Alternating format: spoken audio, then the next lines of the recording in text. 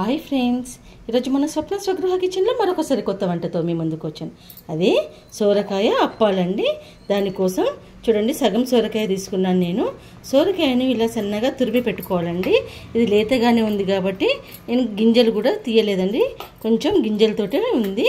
దీనికి వాటర్ పట్టవండి. అసలు చాలా సింపుల్గా, ఈజీగా, టేస్టీగా చేసుకునే ఫుడ్లలో ఇది ఒకటండి, సోరకాయ అప్పాలు. దానికోసం కొంచెం పెసరపప్పు, శనగపప్పు, నువ్వులు, బియ్యపిండి, పచ్చిమిర్చి, కారం వేసుకుంటాం కాబట్టి ఎండు కారం వేయమండి. చూడండి, కొంచెం నువ్వులు వేస్తున్నాను. ఇవి తీసుకున్నాను. మొదటిసారి ఎవరైతే నా వీడియోని చూస్తున్నారో నా వీడియోకి ఒక లైక్, షేర్ అండ్ సబ్స్క్రైబ్ చేసి నా వీడియోను చూడండి. తర్వాత సోరకాయ తురిమిను, నువ్వులు, కరివేపాకు వేసుకున్నాక కొంచెం ఉప్పు వేసుకోవాలి. ఉప్పు కారాలు అనేవి ఎప్పుడు కానీ ఎవరి టేస్ట్కి తగ్గట్టుకు వాళ్ళకండి. నేను ఈ స్పూన్ తోటి హాఫ్ స్పూన్ వేస్తున్నాను. దీనికి కొలత ఏం లేదండి, టేస్ట్ని బట్టి వేసుకోవటమే. మనము చూడండి, ఎల్లిపాయ, జీలకర్ర, పచ్చిమిర్చి ఇప్పుడు మిక్సీ పట్టుకొని తెచ్చుకుందాం. చూడండి, పచ్చిమిర్చి పేస్ట్ను ఇందులో వేసేసుకోవాలి. అప్పటికప్పుడు చేసుకునే ఇన్స్టెంట్ స్నాక్ అండి ఇది. బయట వర్షం పడుతుంటే మనకి ఏదైనా వేడివేడిగా తినాలనిపించినప్పుడు ఇటువంటి హెల్తీ ఫుడ్ని చేసుకోవాలండి, బాగుంటుంది టేస్ట్. పెసరపప్పు, శనగపప్పు నానబెట్టుకున్నాం కదా, దాంట్లో నుంచి వాటర్ అన్నీ తీసేసి ఇట్లా ఇవన్నీ ఫస్ట్ వేసుకొని ఇవన్నీ ఫస్ట్ కలుపుకోవాలండి. ఇందులో వాటర్ అస్సలు పట్టవు, మనకు సొరకాయల నుంచి వచ్చే వాటర్ తోటే పిండి సరిపోతుంది. ఎంత పిండి కావాలనేది కొలతేం లేదండి, మనకు ఎంత చపాతీ పిండిలాగా కలుపుకోవాలి పిండిని. చూడండి, సొరకాయకు మనకు ఎంత పిండి సరిపోతుందో అంత పిండిని కలుపుకోవాలి. మనం ఇందులో ఎండుకారం కూడా వేయలేదు, పచ్చికారంతో సరిపోతుంది.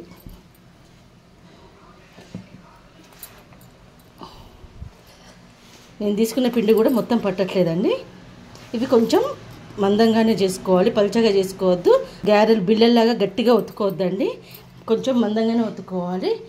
చూడండి, మనం సొరకాయ వాటర్ ఏం వేసుకోలేదు, కానీ సొరకాయలో నుంచి వచ్చిన వాటర్ తోటే పిండి అంతా చక్కగా కలిసిపోయింది. ఇలా చపాతీ పిండిలాగా కలుపుకోవాలి. చూడండి, ఇట్లా ఈ కన్సిస్టెన్సీలో ఉండాలి. ఇట్లా చూడండి, ఇప్పుడు ఇది చపాతీ పిండిలా కలుపుకున్నాం కదా, వీటిని అప్పాల్లాగా చేసుకొని మనము ఆయిల్లో ఫ్రై చేసుకోవాలి. డీప్ ఫ్రై ఇష్టం లేని వాళ్ళు వీటిని సర్వపిండిలాగా కూడా పెట్టుకోవచ్చు. సొరకాయ సర్వపిండి ఎలా పెట్టుకోవాలో ఇంకో పద్ధతి మన యూట్యూబ్ ఛానల్లో ఉంది, లింక్ ఒకసారి ఫాలో అప్ చేయండి. నేను ఇప్పుడు వీటిని అప్పాల్లాగా ఎలా చేసుకోవాలో చూపిస్తాను. ఇలా మూకుడు పెట్టుకొని మూకుడులో నూనె కొంచెం డీప్ ఫ్రైకి వేడి కానివ్వాలి. ఆ లోపు మనం అప్పాలు ఎలా చేయాలో చూపిస్తాను. ఇలా కొంచెం వేళ్ళకు ఆయిల్ రాసుకొని, ఇది ఒక పాలిథిన్ కవర్ తీసుకున్నానండి నేను, లేదంటే బటర్ పేపర్ అయినా తీసుకోవచ్చు, పాలిథిన్ కవర్ అయినా తీసుకోవచ్చు. పిండిని ఇలా కొంచెం ముద్ద, మనకి ఏ సైజు అప్ప కావాలో ఆ సైజు ముద్ద తీసుకోవాలండి. నేను కొంచెం చిన్న సైజే తీసుకుంటున్నానండి. మందంగా చేసుకోవాలి, ముద్దగారెల్లాగా బాగుంటాయి. చూడండి, ఇంతే. మధ్యలో హోల్ పెట్టుకోవాలి. మధ్యలో హోల్ పెట్టుకుంటే ఆయిల్ అనేది ఈ హోల్లో నుంచి వచ్చేసి ఈవెన్గా అప్ప అనేది ఈవెన్గా కాలుద్ది అనేసి మధ్యలో హోల్ పెట్టుకోవాలి. ఈ సైజులో చేసుకోవాలి, ఇట్లా మందంగా చేసుకోవాలి అప్పాలు అనేది. చూడండి, ఇలా మందంగా చేసుకోవాలి. ఆయిల్ అనేది వేడైంది కాబట్టి చూడండి, ఇట్లా వేసేసుకొని మనం అప్పాలని కాల్చుకోవాలి. ఆయిల్ వేడైతే అప్ప వేయగానే ఇట్లా పైకి వస్తుందండి. ఎప్పుడు కానీ ఏది చేసినా ఆయిల్ అనేది మంచిగా వేడి కావాలి, లేదంటే నూనె ఎగ్గుతుందండి అప్పాకి. ఇట్లా వేడైతే మంచిగా కాలిద్ది. ఇది పల్చగా చేసుకోవద్దండి, కొంచెం మందంగా, ఎందుకంటే శనగపప్పు ఉంది కదా, కొంచెం తింటూ ఉంటే టేస్ట్ రావాలంటే కొంచెం అప్ప మందంగానే ఉండాలి. ప్లస్ ఇది గారప్పల్లాగా, మనకు బిల్లప్పల్లాగా ఇట్లా చెక్కలాగా కాల్చుకోవద్దండి, కొంచెం బయట క్రిస్పీగా లోపల మెత్తగా ఉండేటట్టు కాల్చుకోవాలి. మీ ఊర్లో వీటిని ఏ పేరుతో పిలుస్తారండి? మా ఊర్లో అయితే వీటిని సొరకాయ బిళ్ళలు అని అంటారు. మీ ఊర్లో ఏ పేరుతో పిలుస్తారో నాకు కామెంట్ బాక్స్లో కామెంట్ పెట్టండి. చూడండి, ఒకవైపు వేగినాకే ఇంకొక వైపుకు కాల్చుకోవాలి. చాలా టేస్టీగా ఉండే సొరకాయ బిళ్ళల్ని మీరు మీ ఇంట్లో ఎప్పుడైనా ట్రై చేశారా? ఎలా వచ్చాయి నాకు కామెంట్ బాక్స్లో కామెంట్ పెట్టండి. నా వంటలు నచ్చుతున్నాయా, నా వంటలు ఎలా ఉంటున్నాయి, నా వంటల్లో మీకు ఎటువంటి రెసిపీలు కావాలి అనే విషయాన్ని కూడా మీరు నాకు కామెంట్ బాక్స్లో కామెంట్ పెట్టండి.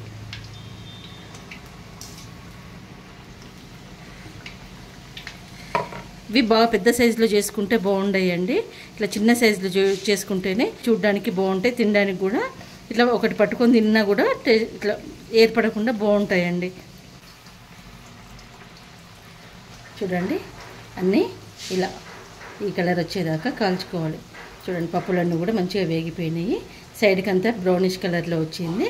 ఇలా అన్నీ ఇలా కాల్చుకొని మనం పక్కకు తీసుకొని పెట్టుకోవాలి. మీరు కూడా చేసుకొని మీ ఇంట్లో మీకు ఎలా వచ్చిందో నాకు కామెంట్ బాక్స్లో కామెంట్ పెట్టండి. నా వంటలు మీకు నచ్చితే నా ఛానల్కి లైక్, షేర్ అండ్ సబ్స్క్రైబ్ చేయండి. స్వప్న స్వగృహ కిచెన్. Thank you.